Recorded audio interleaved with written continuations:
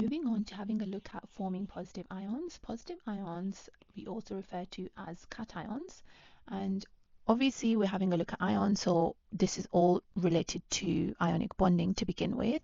And whenever we're speaking about ionic bonding and or answering questions on ionic bonding, we need to ensure we're using this term here, ions. Otherwise you will just lose very easy marks on your past papers and on your exams as well. So forming positive ions are also known as cations.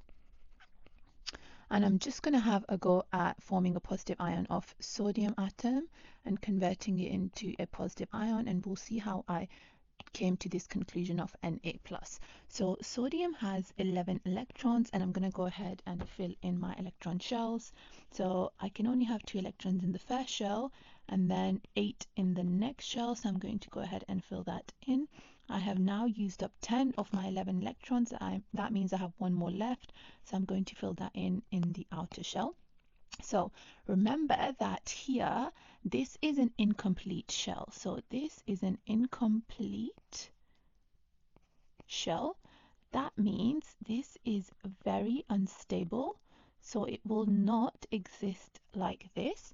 And it has 11 electrons, and in the nucleus, of course, there's a proton number. I'm also going to have 11 protons as well.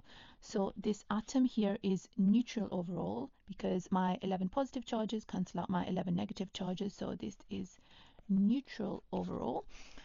But remember, it's incomplete and it's very unstable. So there are 2 things this atom here can do. It can gain 7 electrons to have a complete outer shell, or it can lose this 1 outer electron to have a complete outer shell here. So it's going to be a little bit easier for it to lose that 1 electron. So this is what the sodium ion will look like. It's going to now have only 10 electrons. I'm going to remove that outer shell. So now remember, we've lost that 1 electron in the outer shell, so it's going to have 10 electrons only and still 11 protons because we haven't lost any protons yet. So the overall charge of this ion is going to be positive 1.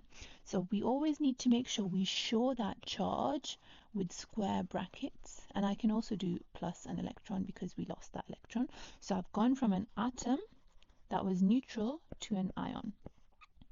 And remember, an ion is a charged particle. It's a charged particle or a charged species.